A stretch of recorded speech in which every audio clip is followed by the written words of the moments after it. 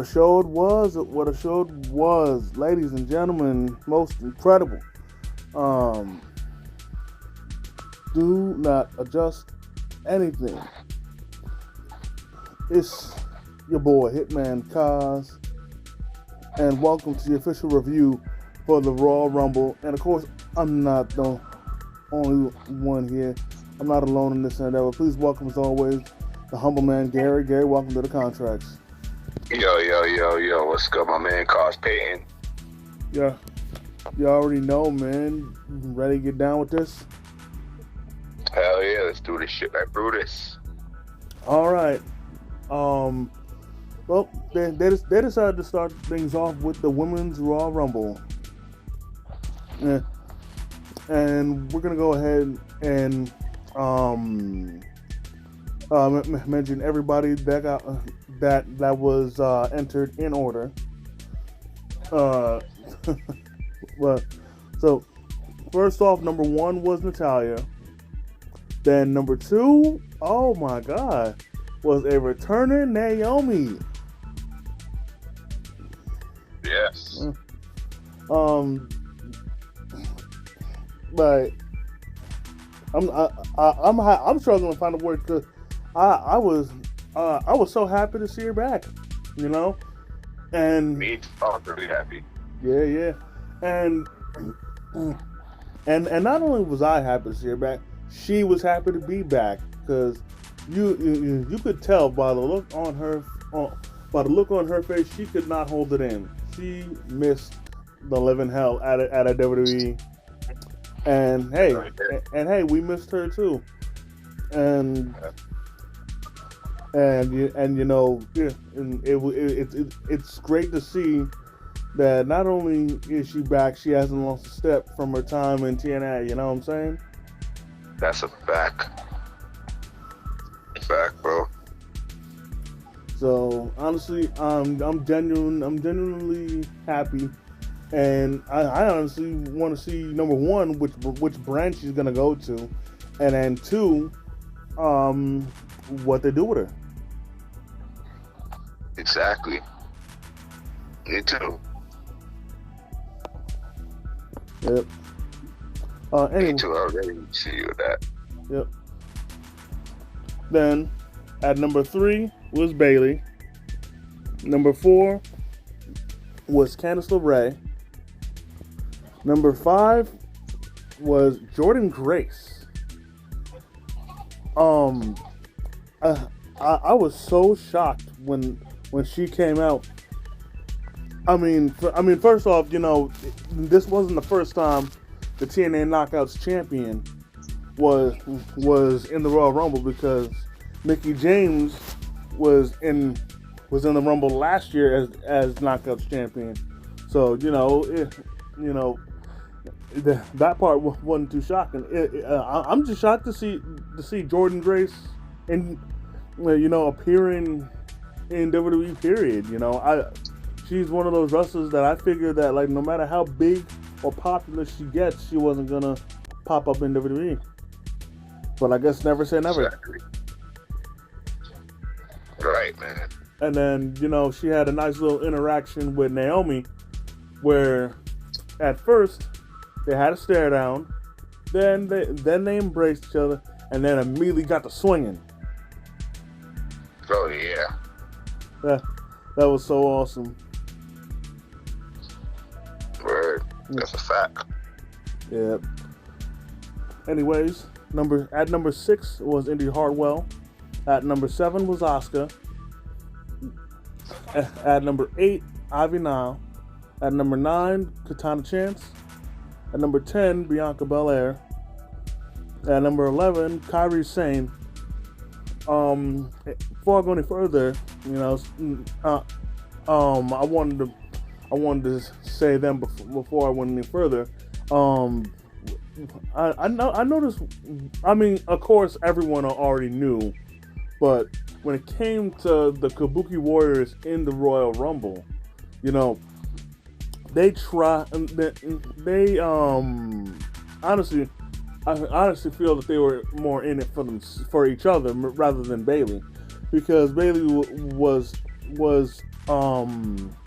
initially very confused when Asuka came out,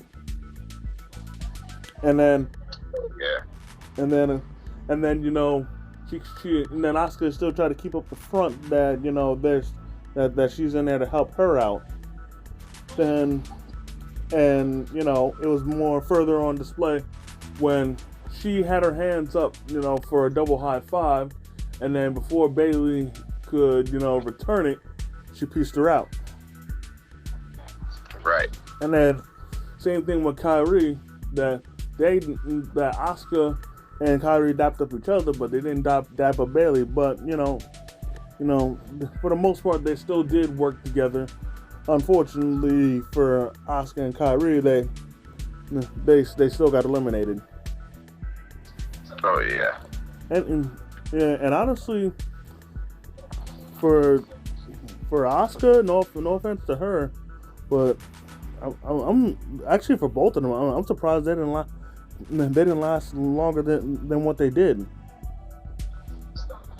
Oh yeah. Right. But Exactly. yeah.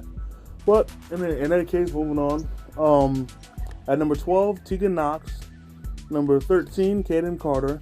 Number 14, Chelsea Green, who, and I didn't initially notice this, mainly because like her lights were flashing, different colors on her attire, but the dress that she normally or train or tail or whatever that she usually wears had the pride flag on it, Right. and of course I didn't notice it on Twitter or X, but apparently a lot of people were tripping over that. Oh wow. And I'd like to think that in this day and age that we've come to the point where the LGBT community is more accepted, but I guess there's still gonna be those few that are still gonna be tripping. Oh yeah, that's right. But in any case, moving on. Then after her, funny enough, was her partner Piper Niven, and I feel and for one thing, let's get this out of the way. Good on Chelsea Green for lasting longer than 5 seconds, unlike last year. But man, she had some bad luck in this Rumble, from constantly getting squashed by her own partner inadvertently, to just getting a literal crap beat out of her while she's pretty much dead to rights, like so many times. Like after everything she was put through during the match, I'm just yelling at the TV screen. I'm like, yo, just put her out of her misery, man. For facts. And at one point, part of me was thinking that she was gonna fuck around and win while being knocked out, because she eventually rolled to the outside of the ring, and I was thinking that like people were gonna continue to beat the crap out of her, and then once it got down to like the final two, they would both go over the top rope, fall out the ring, and then Chelsea Green at the last second would then roll into the ring, not knowing what's going on, and then the bell rings and she wins. Yes, word. Yeah. It sounds crazy. But I'm not complaining. Moving on. At number 16, Xia Li. Number 17, Zelina Vega. Number 18, Maxine Dupree. Number 19, Nia Jax. Number 20, Shotzi. Number 21, Becky Lynch. Number 22, Shayna Baszler. Number 22, Alba Fire. Number 23, Shayna Baszler. And I was very, very disappointed with how little Shayna was in the Rumble for. She, Oh yeah. like, when is it gonna be her time, man? I'm so sick of this shit. No, I can't blame you. But what happens next, at least brightened my mood a little bit. At number 24 was Valhalla, but then also when she came out, R-Truth came out. Yeah, it was so hilarious. And even R-Truth was confused because he came running in. He got into the ring. He was confused. He didn't know what was going on.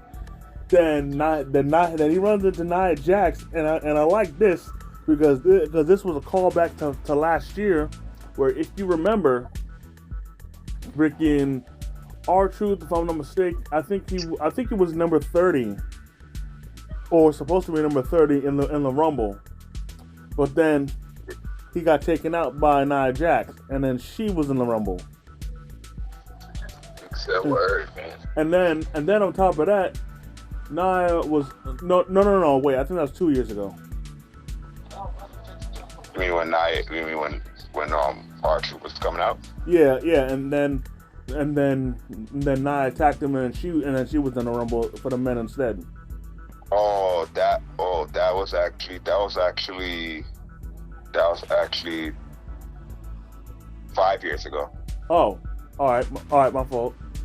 You're good, my man. But even still, I consider it a callback just because of their interaction. Right. And then R-Truth ceremoniously did. I mean, technically he did get eliminated. I mean, I'd like to say that he was technically in the Rumble because I mean, by this logic, if Nia Jax was allowed to compete in both the men and the women's Royal Rumble in the same night, no one else has ever done that, and I doubt no one else ever will. So she can always hold that claim. But seriously, if she could be in both the men and the women's Royal Rumble with no problem, I say then R-Truth being in the women's Rumble should have counted as well. Oh yeah. But alas, he wasn't supposed to be in the Rumble because after he got eliminated, Adam Pearce pulled up and pretty much had to explain to him that he wasn't supposed to be there. But then, funny enough, this was hilarious. While he was being talked to by Adam Pearce, security had to hold back Valhalla because she wanted to attack R-Truth. And then she eventually got in the ring. Then she got dumped out, and she lasted the same amount of time that Chelsea lasted last year. She only lasted 5 seconds. Then after she got dumped out, she again tried to attack R-Truth, but security kept holding her back. So Truth didn't even notice because again he was still talking to Adam Pearce. And then I think I might have sent you the clip where after he went behind the curtain and they were back and then they were backstage.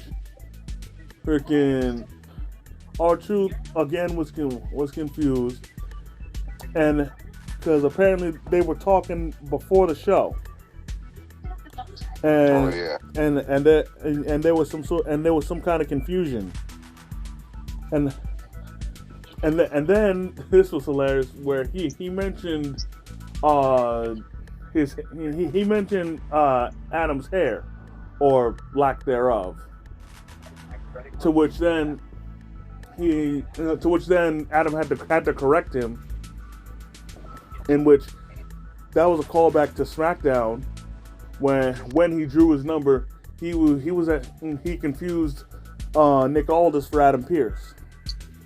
And then the thing is and then Adam said that was Nick, and then Truth was like, Mysterio? And that got me dying even more. To which then Adam Pearce, at that point, all he could do was say that he needs a drink. And and hey, at that point, I don't blame him. But that shit was so hilarious. Oh, and then actually afterwards, R2 was like, "It's too early to drink." Oh yeah, that was funny. Yeah. Oh Lord. That was hilarious. Yeah. Anyways, on back to the Rumble. At number 25 was Mia Yim. Number 26, Zoe Stark. Number 27, Roxanne Perez. Now, before I go any further, let me say this. Roxanne Perez was so damn predictable. And here's why. Remember during the preview where they were showing multiple superstars, before the show started, right? Right. When they showed Cody Rhodes, when he was in the arena, he was there while they were testing everybody's stage graphics, and they were playing Roxanne Perez's. So that was a dead giveaway that she was going to be in the Rumble. All right. Like, if they wanted to keep that a secret, what they should have done was that while he was out there, looking around and stuff, and they were recording him, they should have had that thing they have on the screen where there's like multiple bars of different colors, and then the black bar at the bottom. You know what I'm talking about, right? Where like there's like no signal, or they'll purposely cut the signal because of something that happened. Yeah. They should have done that, but no, they decided to have it be a dead giveaway. Yeah, right. Exactly. That was crazy. Yeah.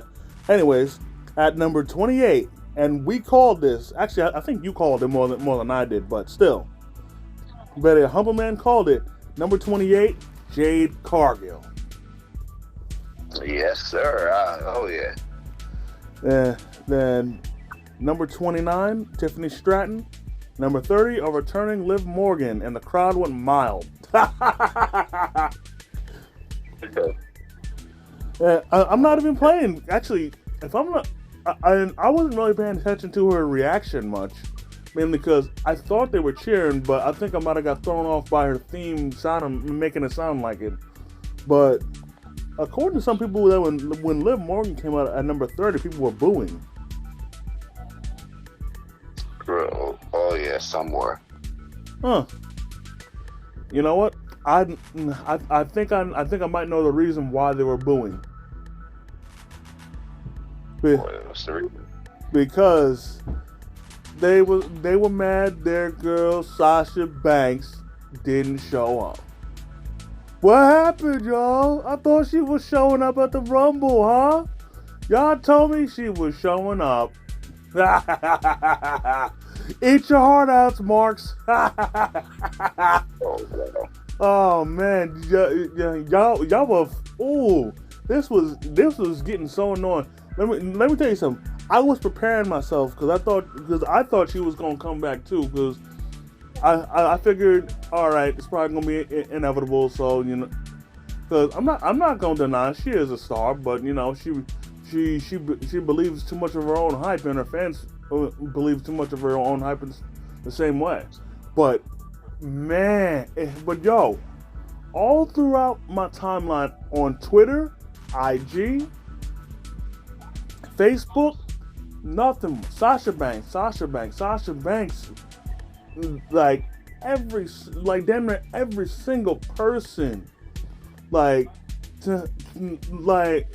swearing up and down that she was gonna pull up, and oh my God, when Liv Morgan came out, at first I wasn't thinking about it, but then eventually once it finally clicked, I started dying, and I was thinking, oh, too bad. Y'all said she was gonna show up, but nah, she ain't here. No, she ain't here. No Rumble for her. No Rumble for money. No, none. No Rumble. Too bad. So sad. Damn it! Come on, man. Hell no, man. I'm enjoying. I'm enjoying this, man, because Oh, because let me tell you something. It seems like almost every popular wrestler and almost everyone has stands, and stands have to be the worst kind of fan ever. They're toxic. They're annoying. They travel in swarms. They don't and they can't handle opinions that oppose their own. They're the absolute worst. And funny enough, Liv Morgan has stands as well. And and and honestly, before I continue any further, let me get this off my chest. Even though we're not anywhere near WrestleMania, but I feel it needs to be said. Liv Morgan is not facing Rhea Ripley at WrestleMania.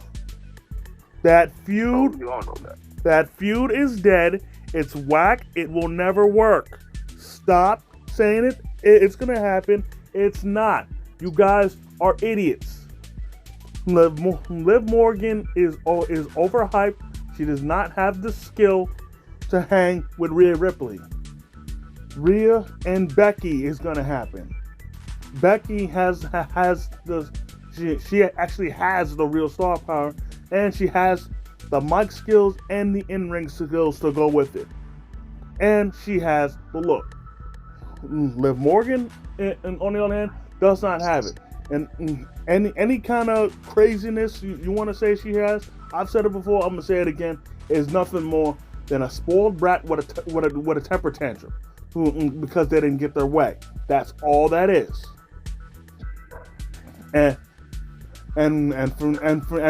Furthermore, if we want to really keep it a buck, she ain't nothing more than a dollar store wish version of Alexa Bliss. Oh, jeez. But now, with that out the way, I wanna give it to WWE because they made Jade look like $1,000,000. Jade Cargill had such a great showing in the Rumble. It was wonderful. I honestly thought she was gonna win. Well, Oh, me too. and then who could forget the stare down with her and Bianca Belair? My God, Yeah. my God, yo, two black queens killing it at what they do at the top of their game, having a stare down, planting the seeds for the matchup, for one of the matchups that we want. Oh man, when they finally have their match against each other, who knows? Maybe at WrestleMania, maybe a little further down the road. Hopefully they tear down the house. Oh yeah. Yeah, good. And then also with Jade Cargill, my God. First off, it's only plain to see her strength because honestly, out of all the women that I've ever seen in WWE, no, wrestling period, she has to be the most chiseled. Like her muscle definition is crazy, yo. That's a fact. It is. But and those muscles are not for show. Like that's real muscle. Cause my God, yo, the way she was able to easily manhandle Nia Jax was crazy, yo. I can literally compare it to, and I promise you that you're gonna think this is accurate. The way she easily was able to handle Nia Jax, picking her up, throwing her, I can compare to Cesaro in the Andre the Giant Memorial Battle Royal against the Big Show. When Cesaro was easily able to lift up Big Show and eliminate him, that's exactly how it was with Jade Cargill and Nia Jax. The way she was able to easily pick her up and also eliminate her. Like, perfect comparison, I promise you. You will. Oh yeah. Yeah, go ahead. dog, that was one of the, oh my god, one of the best in that fucking Mac show. Yep. And That hell, was yo, doctor. and yo, when she easily eliminated Nia Jax, first off, I was shocked. More than anything else. But not only that, freaking Becky was shocked too. Like you saw the look on her face. Like Hell yeah. yo, she was bug-eyed and her mouth was agape. She couldn't believe what she saw. Facts. And and honestly, who knows? Maybe Jade and Nia might start feuding because of this. Exactly. But honestly, and this is just me, I honestly think that Nia should still be in line for a women's world title shot soon. Because just with the way she's been booked, sure, and honestly, I'm not counting the Royal Rumble just because, shit happens. But still, the way she's been booked very dominant. So, I'd like to think that she should be, nearing into getting a world title shot soon. Right. But honestly, I think she might have to wait, just because other people. And since we're on it, I must express my disappointment when it comes to Jade Cargill's elimination. I'm still not pleased that she got eliminated by Liv Morgan. Not at all. Don't worry.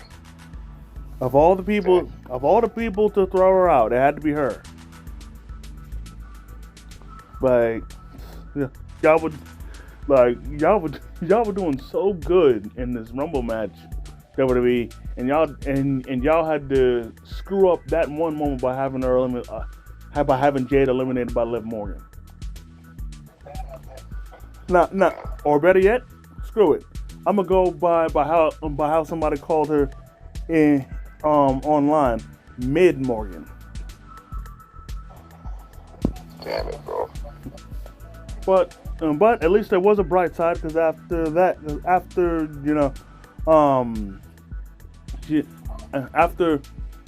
Mid eliminated Jade, she then got eliminated by Bayley, who won the Rumble. So now the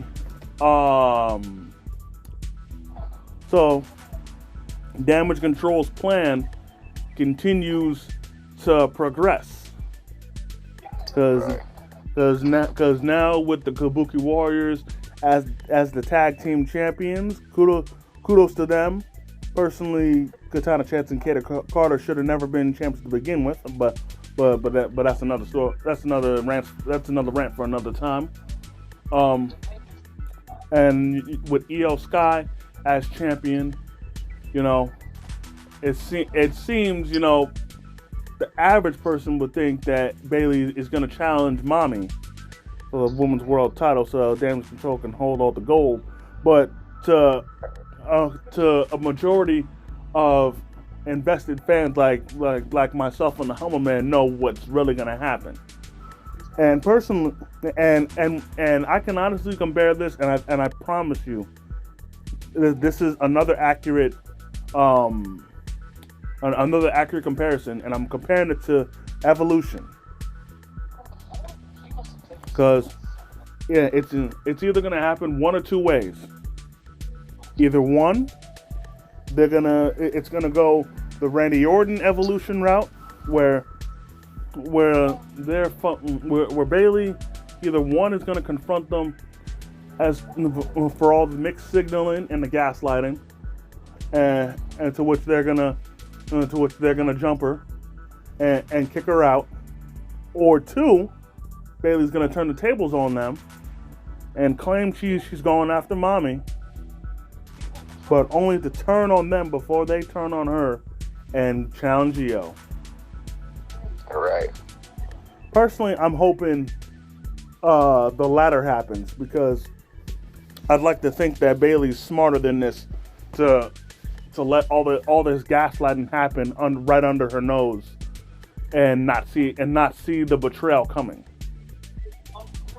Right. Because honestly, out of everybody in Damage Control, I think the only person that's still genuinely on Bailey's side is Dakota Kai.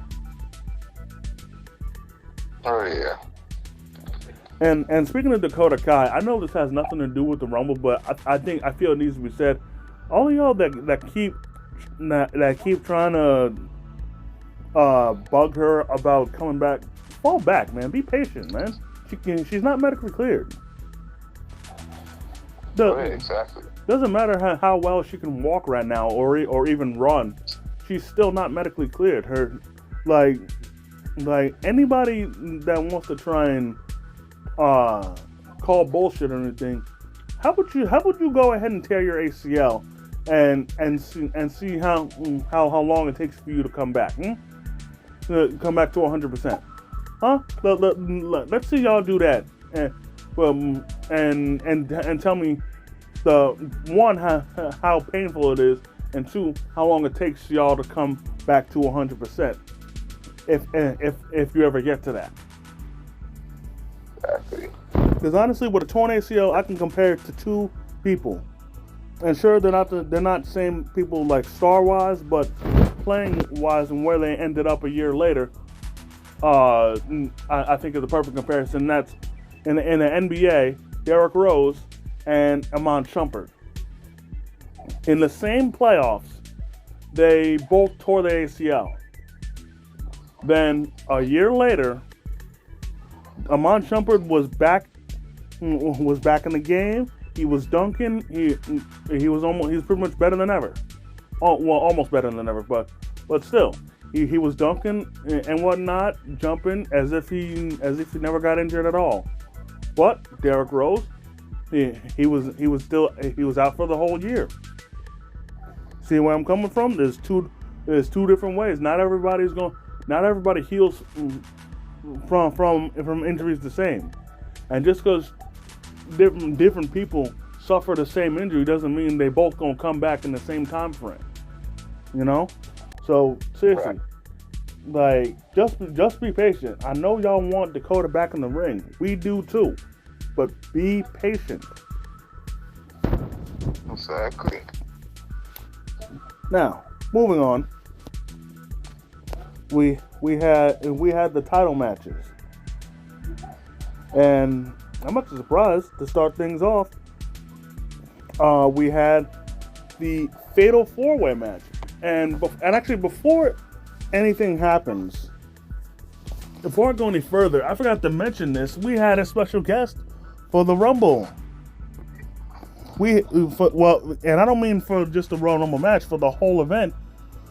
Mr. Pat McAfee, once again.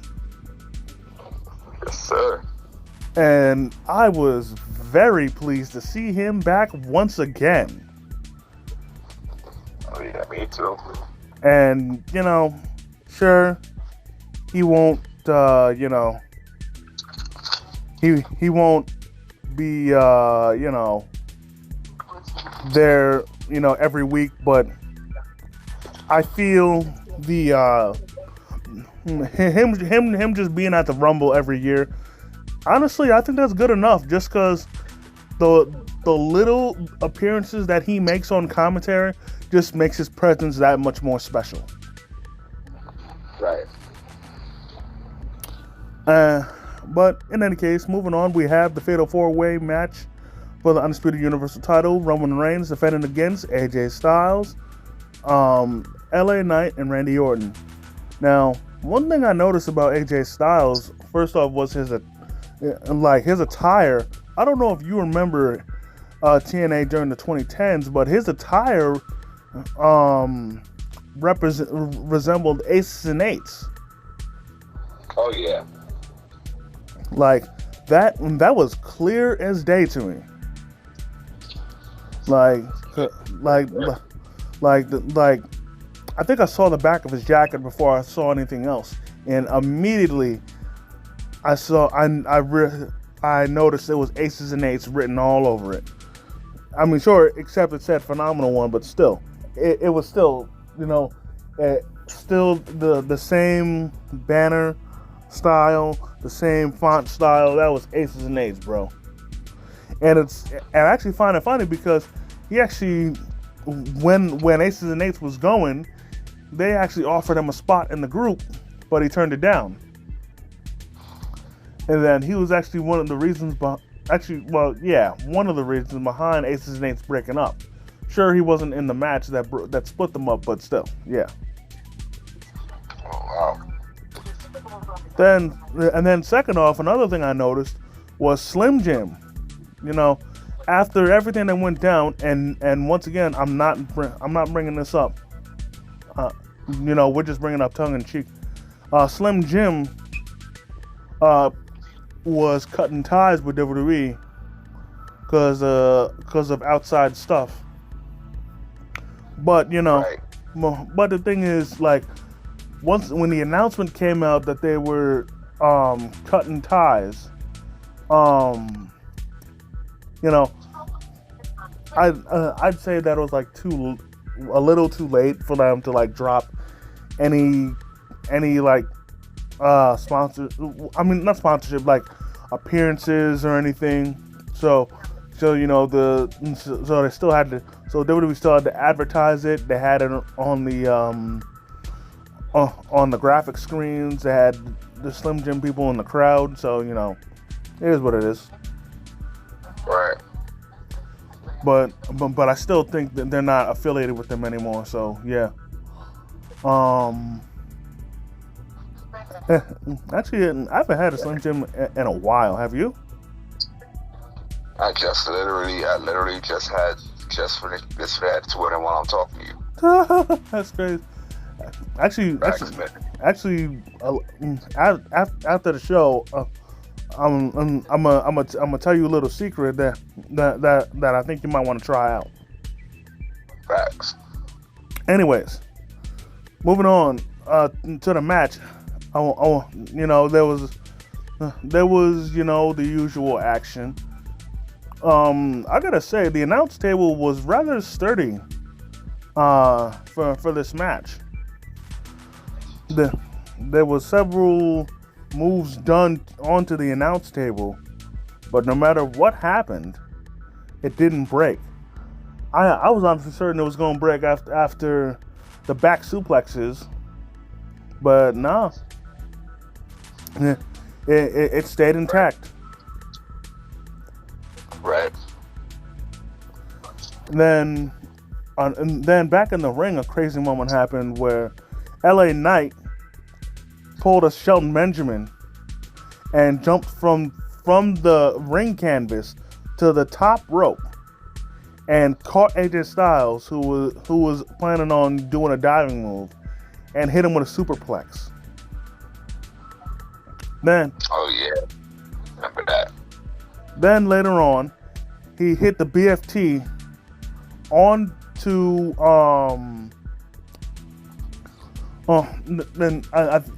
he hit the BFT onto Roman, but when he went to the pin, for the pin, AJ got hit, and he inadvertently stumbled onto LA Knight, which broke up the pin. Right. That and I'll admit, LA Knight's BFT came out of nowhere. Oh yeah, facts. That was crazy. But then later, AJ then hit Styles Clash onto Roman, but LA Knight was there to break up the pin. Then Orton was on fire, hit a draping DDT onto, I think, LA Knight. Then AJ was in the corner getting ready to set up the phenomenal forearm. However, Orton was still on fire, because then he hit AJ with an RKO as he tried to hit the forearm. Then hit LA Knight with an RKO. Then Roman attempted a Superman punch. However, he got an RKO too. And then Randy Orton went for the pin. 1, 2, and then to the surprise of fucking no one, Solo Sikoa pulled up to break up the pin, and let me say this, Solo, why in God's name did you have your hoodie up? Everybody fucking knows it's you, nigga. It's a fact. Because for one thing, you're wearing your wrestling gear. Everyone fucking knows that you had your name on your gear, man. Come on now, man. You ain't fooling nobody. Oh wow. Then, I get what you're saying though. but in any case, I think he got into the ring and then hit LA Knight with the Samoan Spike. Then he tried to blast AJ Styles through the barricade. However, AJ sidestepped him, so he went crashing through. That was it for LA Knight. I mean, that was it for Solo. Then AJ hits Roman with the phenomenal forearm, and here's something that confused me. He stacked everyone up for the pin, and yeah, Roman did kick out. But what I don't understand is, why didn't the ref count the pin for the other wrestlers too? Because last I checked, Roman was on top of everybody else. But before then, I think LA Knight was on top of Randy Orton. So the ref should have counted the pin there too, because Orton's shoulders were down. Right. And at first I didn't realize that, but like after somebody pointed it out on Twitter, it had me thinking like we've seen a pin like that happen before, where like two people are knocked out and they're laying on top of each other. So it should have happened. Shoulders were down. It's a legal pin. Right. That's right. But nonetheless, Roman still kicked out. Then AJ starts going crazy, freaking tearing everybody up. No, tearing Roman and line up with tons of chair shots. And then he tried to again with Orton, but Orton gave him a thumb to the eye. Then while they were fighting, LA Knight attempted a BFT onto Roman, but Roman countered and threw him into the ropes. Threw him through the ropes. And during this time, AJ was planning on hitting Orton with the phenomenal forearm. And while this happened, when Knight was blasted through the ropes, he inadvertently threw AJ off balance and into the ring. And then while AJ stumbled to get back up, he got hit with the spear, and Roman retains. Now, man, that's one of the best matches. Nah. So, the spear felt a little anticlimactic for me, because I honestly think that AJ should have kicked.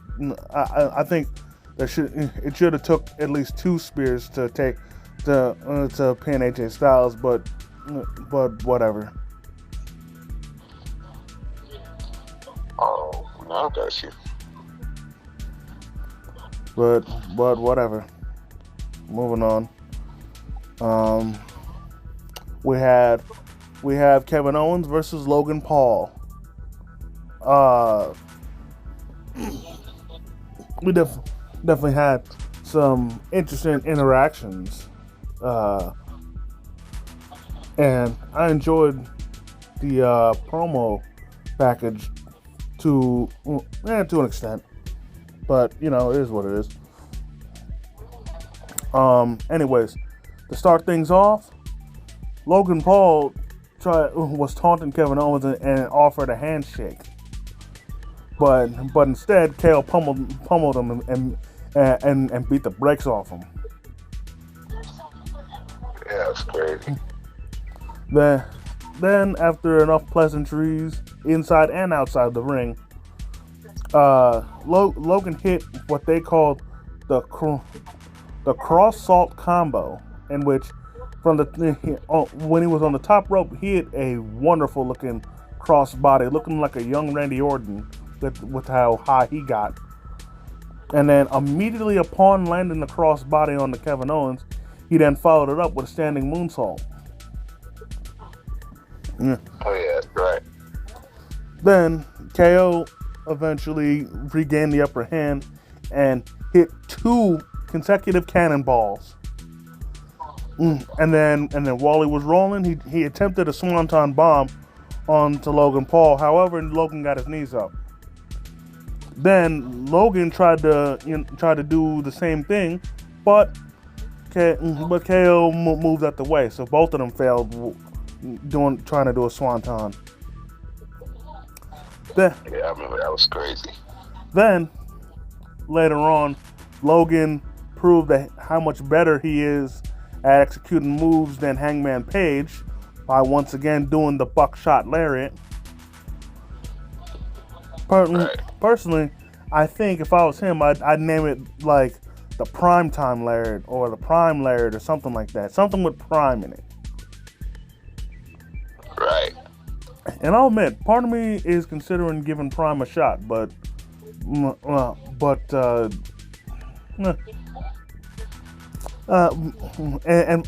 funny enough, where I work, they sell Prime, but I'm always so focused on doing other shit that by the time I think about getting it, I'm already home. Oh, that's great. Yeah, word, that's a fact. But one of these days, I will give it a shot. I keep hearing mixed stuff about it. Some people saying it's whack, some people saying it's good. I'm gonna definitely try and figure it out. Well, get my own little opinion for it myself. You know. I got you. Yeah. Anyways, then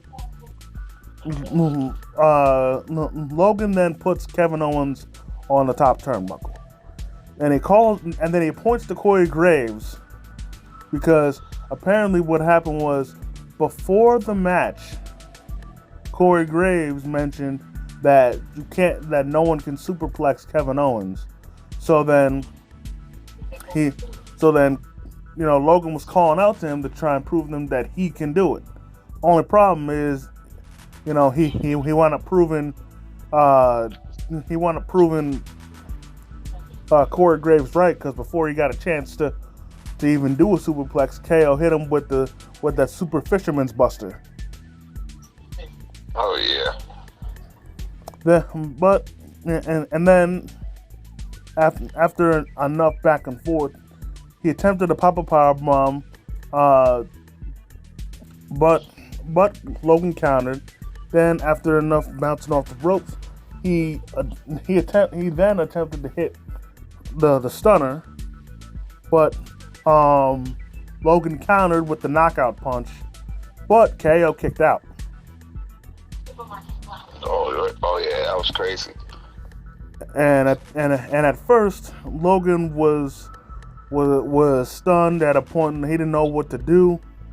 But then his homie, apparently his name is Jeff, the same dude that pulled up that helped him cheat to win the U.S. title, was trying to pull up again in order to cheat.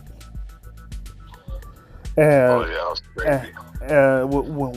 And to bring the brass knuckles. Only this time, his friend got caught. So security was up on him, trying to get him out of there. And all the while, the ref is distracted and whatnot. Then out comes A-Town Down Under, and they further run interference. And what happens is that Austin Theory is further keeping the distraction going, whereas Grayson Waller takes the brass knuckles from Jeff and hands them to Logan Paul. And also, I'd like to also say that I like that Pat McAfee kept his little issues with Theory going,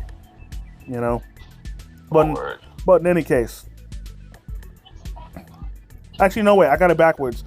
Grayson Waller was still running interference, whereas Theory handed Logan the brass knuckles. Oh, word. But but unfortunately for Paul, he did not get to use them because KO caught the punch and then pried the brass knuckles out of his hands, and then after doing that, he then popped them himself, and right. and then honestly, what happens next, I blame completely on Kevin Owens, because after he popped him and knocked him out, ref counted 1, 2, but before he could count 3, he a little bit of boneheadedness on KO, in which he noticed the brass knuckles still on KO's arm, and he saw that and immediately called for the DQ. And I understand why a lot of people are upset over this, because it's from a mix of either one, they don't want Logan Paul as champion, and two, you know, they did not expect the ref to be competent, you know, or paying attention. But for me, this I completely put on Kevin Owens. Here's why. Whenever a wrestler has illegally used brass knuckles in order to gain the advantage or win a match, immediately after they've used the brass knuckles, they hide it. KO didn't do that. And that's why, in my opinion, the only person KO has to blame for losing them, for getting DQ'd, is himself. Because if he wasn't such a bonehead, then he would have won the title while using the brass knuckles. And if y'all don't believe me, let's look back to different times where brass knuckles were used successfully. Logan Paul, for example, the best example. Towards the end of the match, he popped Ray in the face with the brass knuckles. Then he hid them. So ref counted 3. The knuckles were nowhere to be seen. Therefore, he couldn't get disqualified because the ref can't call what they can't see. You know. Right. Or let's use another example, John Cena. When he won the U.S. title from Big Show at WrestleMania, he used his Word Life brass knuckles, in which first off, he tossed his chain to the other side of the ring cleverly, because he knew the ref would go after it. Then while the ref had his back turned, he popped Big Show in the face with it, hit him with the FU, and then he also put the brass knuckles in his pocket, and then got the pin. See? Yeah, see what I'm saying? I see what you mean. Every time you use it, you got the second you use it, hide it. Put it in your tights.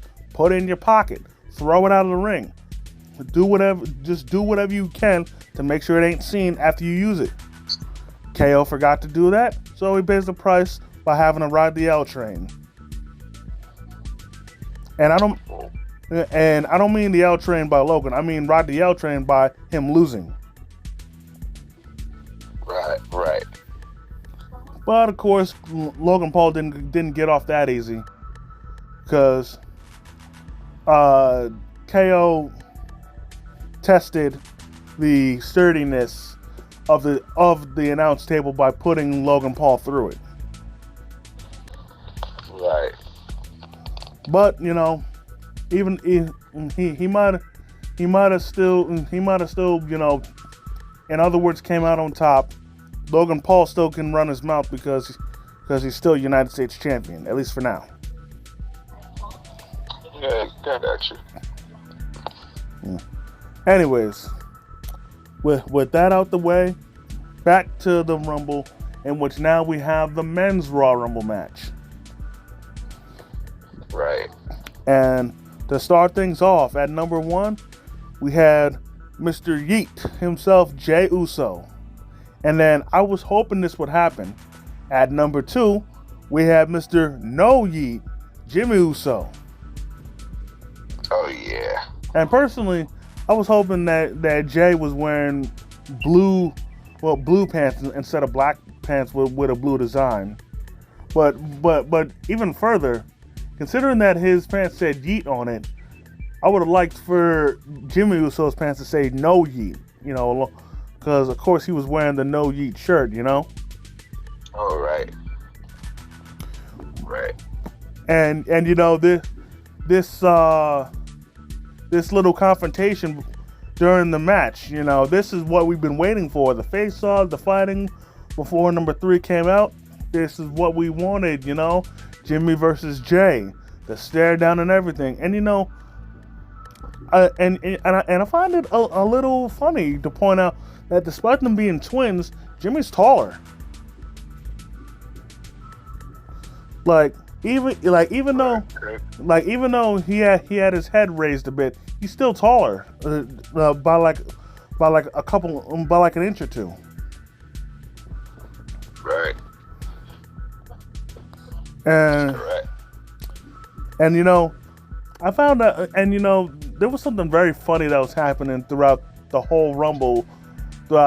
During the whole Rumble, Jimmy Uso kept trying so hard to make alliances with everybody, but they all pieced him out. Right. Crazy. And honestly, I think that shows the issue or problem that they're trying to convey, kayfabe wise, in which Jay Uso can handle being on his own, but Jimmy Uso can't. Right. I'm not saying Jimmy Uso can't handle business in singles matches. He can definitely do that, but he's not used to being alone. He doesn't, and for all intents and purposes, he doesn't want to be alone. But hey. Nah, you're right. But and also this is just me. I am team No Yeet. Oh, you are? Yeah, ain't no Yeet. I'm a fan of both. Don't matter. I get what you're saying, though. Yeah, and I'm only doing this just for the sake of argument and picking sides. Honestly, once I get my money up, I'm probably gonna get a No Yeet shirt. Me too, man. And because of where I am, I'm not getting a Yeet shirt. It's No Yeet over here. No Yeet. Got you. And even though they're on different brands, like I said, I look forward to them facing off at WrestleMania. And furthermore, I know this is gonna be a little off topic, but the Usos were both interviewed, by themselves, in which they were asked what's their favorite Royal Rumble moment from their father, Rikishi, in which both of them said was the 2000 Royal Rumble, where he got his groove on with Too Cool. Rest in peace to Grandmaster Sexay. But that was a great moment, because Grandmaster Sexay drew number 2, and then eventually Rikishi came in. Actually, he was pretty dominant that Royal Rumble. Right. And I think it took like 8 guys to eliminate him. But Oh yeah, that's a fact. But in any case, there came a moment where Rikishi cleaned house and eliminated everyone except for Grandmaster Sexay. Then he had this look on his face in which it looked like he was about to beat the crap out of Grandmaster Sexay. And then to which the Grandmaster tried his hardest to let him know that they people, that they homies and whatnot, and tried to dap him up. But but Rikishi wasn't having none of it. But funny enough, Right. the next person that came out was Scotty 2 Hotty. Exactly. To which then he then gave Grandmaster Sexay their usual shades, in which Oh, to which then he put him on the Rikishi, and then after he adjusted them, he stood in the middle of the ring, and then they all got down, and it's so crazy how Too Cool was like a mid-card talent, but yet they would always have the crowd jumping. And during during the Rumble, everybody was on their feet, dancing, and they were getting down. And back to the Usos. When it came to Jimmy Uso, because he was interviewed second, they brought up they brought up to Jimmy how Jay already said that. So then Jimmy was like, he's constantly biting me, ripping me off. So then he then brought up, I think it was the 2003 Raw Rumble, where he was just as dominant, right. Anyways, moving on. At number 3 was Grayson Waller, who immediately came out talking shit. And even though this has nothing to do with, and I enjoyed it, and I liked his purple and gold attire, reminded me of the Lakers a bit. But he came out, he came out, talking shit on the mic and whatnot. And I thought he was immediately going to get eliminated, but he was there for a little bit. But anyways, at number 4 was Andrade. Great to see him back. Let's hope this time around he is treated better on the main roster. Right. And I tell you what, because of what happens later on in the Rumble match, I think he's back as a face. So who knows? Maybe he might be joining the LWO and reuniting with Zelina Vega. Oh yeah. Anyways, number 5 was Carmelo Hayes. And even though him and Trick have their Dusty Rhodes Classic matchup, honestly, at this point, I think we're nearing closer and closer to Carmelo Hayes. If he doesn't feud with Trick, then I think he's going to be permanently put on the main roster, like full time. Right. Just because of where we're at this point, and how frequently he's been on SmackDown. Oh yeah, exactly. Anyways, number 6, Shinsuke Nakamura, and I enjoyed, and honestly, I wish he would have stuck around a little longer for his entrance, because of Pat McAfee. I was hoping that McAfee was gonna hop up on to the announce table and begin doing his air guitar like he usually does for Nakamura's entrance. Oh yeah. But it is what it is. Exactly. I thought that was gonna happen too. Yeah, but they didn't cut the intro, and he went into the ring quicker. But at least, while the crowd was still singing his theme, Pat was doing the same thing, and he still did do the air guitar. So I guess we still got what we wanted. Oh yeah, that's a fact. So, anyways, at number 7, Santos Escobar, to which during this, Andrade and Santos Escobar had a little interaction in which Escobar tried to dap him up and, have him aligned with him, but Andrade pieced him out. So that's honestly why I feel he's probably going to join the LWO. Of course, I could be wrong though. Anyways, yeah. At number 8, Karrion Kross, and honestly, I need to hear this theme. I need to hear this new theme more because when the music played, I had no idea it was him. Like I know the new theme played on SmackDown, but like I did not know it was him. And it seemed like the crowd was confused as well because they were pretty dead when he came out. Oh wow. Yeah. But I'll tell you what, they sure as hell weren't dead for who came out next. At number 9 was Dominic Mysterio. And as expected, the second his music hit, they were booing like crazy. And Damn, yo. and let me say this: the attire that Dominic came out with for the Rumble, honestly honestly it had to be his best attire since WrestleMania, because that half black, half purple shit he had going on, that was looking so fucking awesome, man. Like honestly, I was getting Sacramento Kings vibes from it. Like remember the Kings jerseys that they had back in the '90s that were half black and half purple and had the racing stripe on the sides?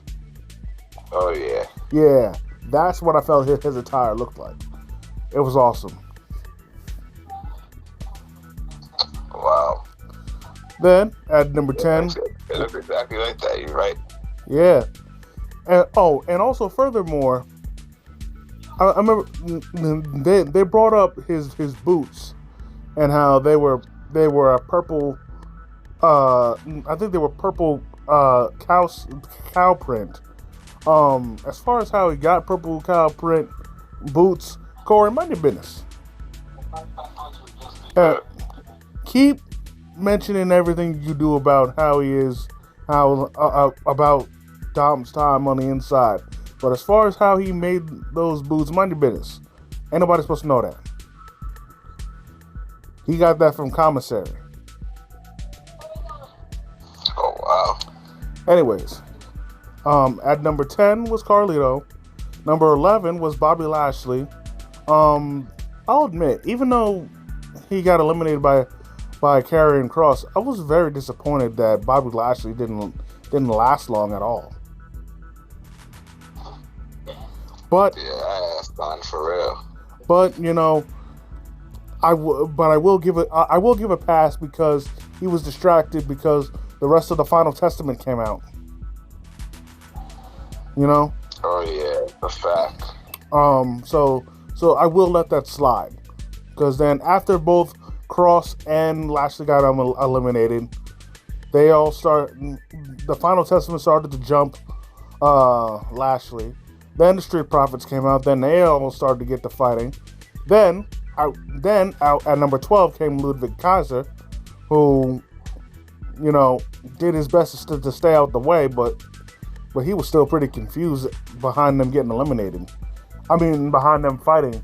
They were literally fighting all the way up during his entrance and whatnot. So I would have been confused too if I was him. But hey. Right. Facts. Anyways, at number 13, Austin Theory. Number 14, Finn Balor. At number 15, Cody Rhodes. At number 16, Bronson Reed.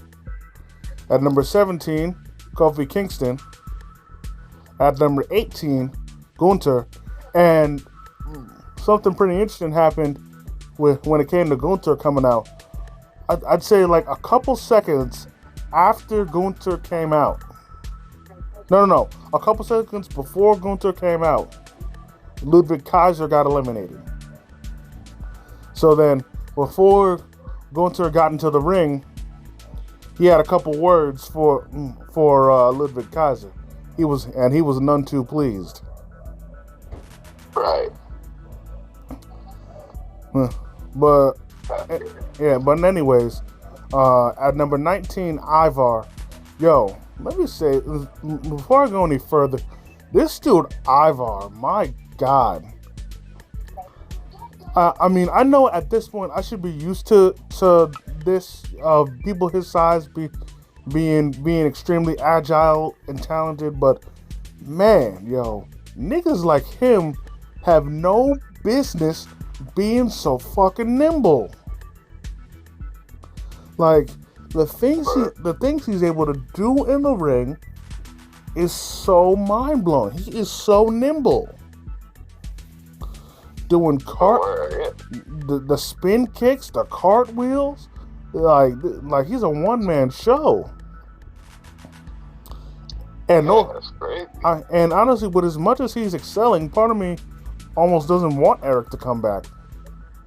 Just because I want Ivar to do more solo shit. But once Eric comes back, they can further, get into the title picture, as a tag team. Oh yeah. In any case, at number 20, Braun Breaker. And he came through whooping ass and taking names. And to quote Booker T, when he pulled up to the scene, it was no bread, no water, just meat. Word. Yeah. That's crazy. Then that is alright. Yep. And then I'll admit, freaking he was looking Brock Lesnar-esque, with how powerful he was looking, And oh yeah. And then also I don't know why I didn't notice this before, but he's very fast. Like, oh yeah. Like out of all the big men and semi-big men, he is very fast. Word. Like honestly, I think he might be as fast as some of the cruiserweights. Oh yeah, it's a fact. It's crazy. Yeah. Anyways, at number 21, we had a returning Omos. Great to see you back, Omos. Word. For those of y'all that don't know, he, following his defeat at the hands of Seth Rollins, he took time off. He went back to his home country in Nigeria. He was given back to them. Very, always down with seeing that. Always great, Oh yeah. And then on top of that, he got married. So, yeah. So congratulations to Omos. Oh wow. Then at number 22, this was funny. At number 22, Pat McAfee. Wow. And that's right. And that's this was crazy. Yeah, and this was funny because apparently Pat had no idea that he was going to be in the Rumble. Like legit, he had no idea that he was going to be in the Rumble. And And honestly, given the circumstances that happened, I honestly don't blame him for eliminating himself. A lot of people were bitching because they felt it was a waste of an entrant. And honestly, I understand where they're coming from, but at the same time, I didn't have a problem with it. But I do understand because he eliminated himself. The spot could have gone to somebody else. But again, but again, y'all gotta realize it was done on the fly, and Pat didn't see it coming. So he they did what they could. Oh yeah, word. And furthermore, Pat wasn't even dressed to compete. That's right. So that's a fact. So and I'll admit, at first I was criticizing him because of what he was wearing, but given the circumstances of what I found out after the show, it's completely understandable. He didn't know he was going to compete, so he had no reason to wear his attire, Exactly.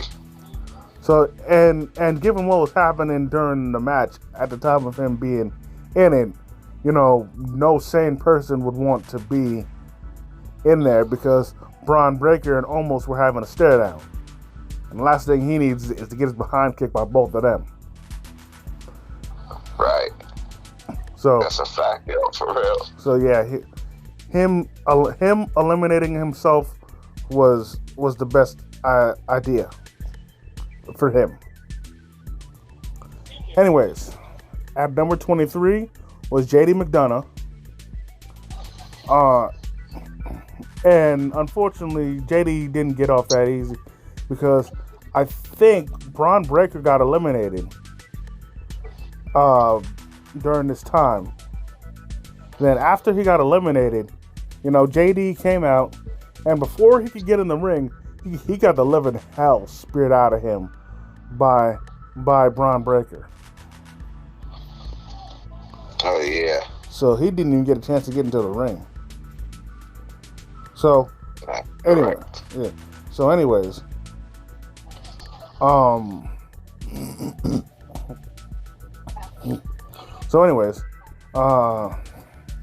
then at number 24 came R-Truth. This time, he actually was a part. He actually came out at the right time, unlike in the Women's Royal Rumble. So yeah, and he did JD dirty because first off, he threw JD into the ring, to which then he then got eliminated. And right. And fortunate enough for JD, he didn't break the record for shortest time in the Rumble. But unfortunately for JD, he got eliminated. So yeah, but he lasted 3 seconds. So he's good. Right, that's correct, Then at number 25 was The Miz. At number 26 was Damian Priest, and he was not in the mood. The second the second he pulled up, he got into the ring. He didn't even hesitate. He didn't even stop. He didn't hesitate. He didn't even think about it. As R-Truth was trying to explain himself, and he immediately punched Truth in the face and then eliminated him. Oh yeah. Then at number 27, CM Punk. At number 28, Ricochet. Where the hell has he been? Word, yo. And I got no problem with Ricochet, but another thing I was hearing, people were bitching about Ricochet being in the Rumble because they felt that was a waste of a participant, which I disagree with because he's had some great showings in the Rumble. Even though he didn't do much this time, he still, I still feel, he still will deserve his spot. So, right. Yeah. So I really wasn't that. It really wasn't a waste of my opinion. Then, Okay. Then at number 29, Drew McIntyre. Then at number 30, a returning Sami Zayn. Oh yeah. And also, a lot of people were bitching about this too. About Sami Zayn being number 30 and not someone else. Again, I had no problem with him being number 30. Because honestly, enough time went by, and he only used him leaving to allow himself to get time off to be with his family. So, I ain't see no problem there. So, enough time for his kayfabe leg injury to heal, and then he immediately came after Drew McIntyre. So, no problem there. Right. And yeah. Then eventually, Drew McIntyre got eliminated by CM Punk. Honestly, I think they're gonna start feuding because of that. Because Drew has really been acting like a female. No offense to him, constantly blaming other people for his screw ups. So I think he's gonna start bitching at CM Punk. But Damn. but there's a chance that this might not happen, and I'll explain in a little bit. But eventually, I think Sami Zayn. No, Sami Zayn got booted by Drew McIntyre. But in any case, it came down as expected to CM Punk and Cody Rhodes.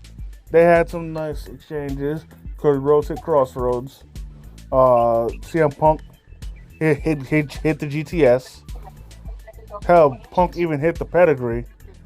I forgot what he said before he hit it, but it was something. It was something interesting. I forgot what it was, but yeah. And then, ironically, he said that he said before he got eliminated that he didn't come this far to be thrown out by Dusty's son. But then, seconds later, he got thrown out by Dusty's son. Exactly. And because of that, Cody Rhodes wins the Royal Rumble again, being the first person to win it back to back in years. I'll admit, I was disappointed that he won. I didn't want him to win. I wanted Gunther to win, but at the same time, I'm not mad that he won. But you know, a lot of people were throwing fits about the men's Royal Rumble, saying that the Rumble was whack, it was boring, you know, and people were throwing fits over Cody winning. Don't get me wrong. There have been times where I've gotten mad about the results of certain matches, but I don't think I've ever like let it affect the whole night unless it was like catastrophically big or that bad. To which, with that being said, you know, sure, Cody winning might have been bad for some people because some people are starting to get sick of Cody, but you know, I'd say it's still good. Damn. He said it's good. Yeah. Just because, you know, and I know some people are getting annoyed by the whole finish the story thing, but, you know, it's how it's been, you know, him wanting to finish the story by taking the title from Roman Reigns, and now because of, you know, the restrictions that I said during the predictions, he now can face Roman. And you know, and he made that perfectly clear, immediately pointing to Roman, who was sitting up in the skybox along with Seth Rollins. But he immediately was pointing towards Roman. So the stage is set. Cody versus Roman at WrestleMania. Sorry, Rock. I guess you're gonna have to wait, bro. Well, there's rumors that Roman may be doing double duty at both nights. What? Facing what? Rock first, then Cody, or the other way around? Like night one, he's gonna face Rock. Then night two, he's facing Cody. Okay. Well, I guess you can do that. But I tell you, before then, I hope The Rock is doing some serious training, because I still can't get over how out of breath he was upon just doing the people's elbow and the rock bottom. Yeah, man. But that's crazy. Yeah, but also back to the match. Congrats to Cody. You know, he's gonna get his chance to rewrite history. But honestly, even though part of me does want him to win, and again, I'm not a Roman fan, you know this, but I'm sorry, man. I'm still not convinced. Look, don't get me wrong. They booked him stronger. He's looked a lot stronger, but I just don't know what it is, man. When it comes to Cody versus Roman, I'm just not convinced. You know that Cody is going to be the one to do it. I don't like. Is there something wrong on my end that I just don't see it? I see what you mean. I mean, I want either one to win. I love them both. I mean, we'll see what happens. I mean, I understand what you're saying a lot about you don't think that he's gonna be the one. Because like, Cody's gonna be that. yeah, because like don't get me wrong. You know, he's been booked very strong, but like, just for some reason, like I just can't see him being the one to beat Roman. I don't know why. Nah, I got you perfectly what you're saying. You know, but honestly, if he does, that's great. But I tell you what, from this point on until WrestleMania, they better do some serious booking, some serious. They would have put in some serious work to making Cody look strong and look invincible and look determined to beat Roman. Because again, for now, I'm still not convinced. I got you. But you know, before we wrap things up, back to what I said when it came to Drew McIntyre potentially feuding with CM Punk.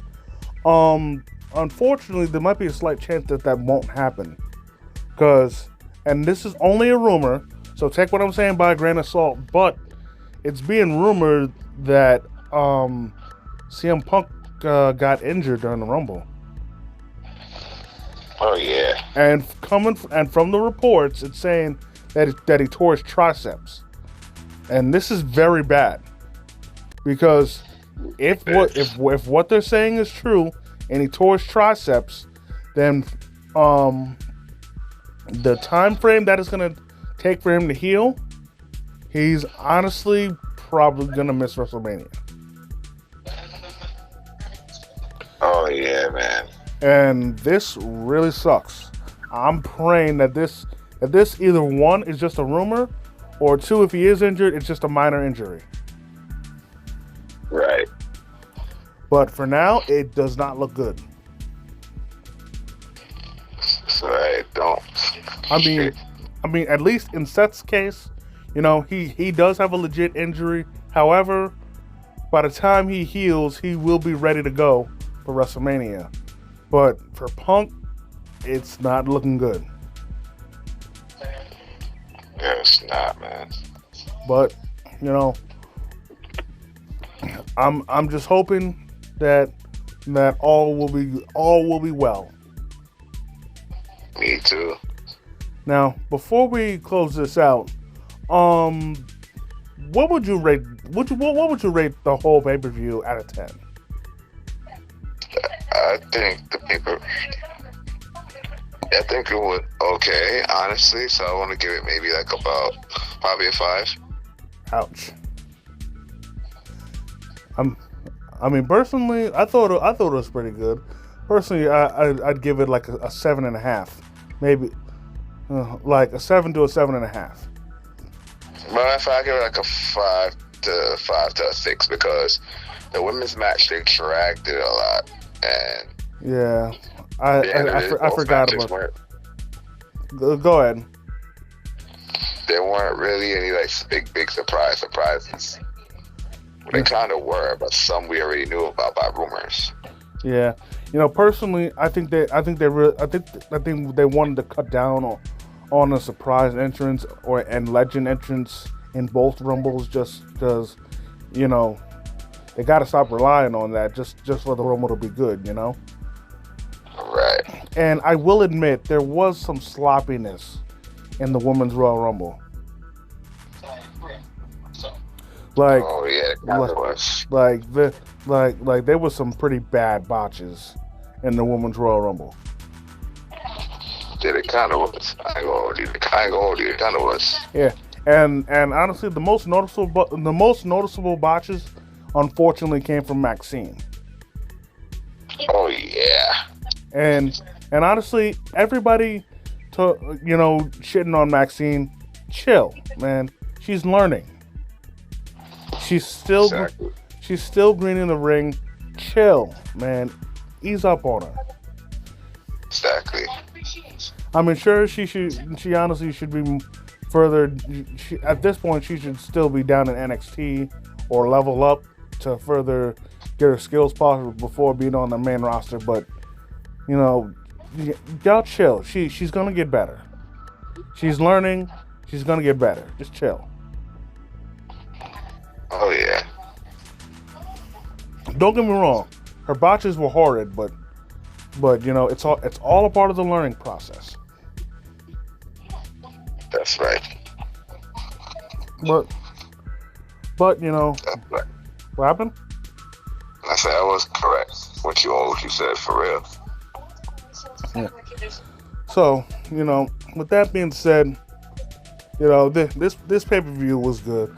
Honestly, in my opinion, I know everybody's entitled to their opinion, but honestly, if anybody rates this a 4 or lower, I think is either one a hating ass nigga, or two they let their anger over whatever match that happened cloud their judgment for the whole pay per view.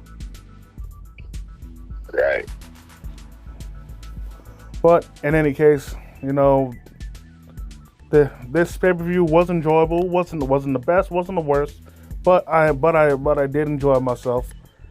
My adrenaline was pumping during the pay per view. I definitely, and it definitely served its purpose.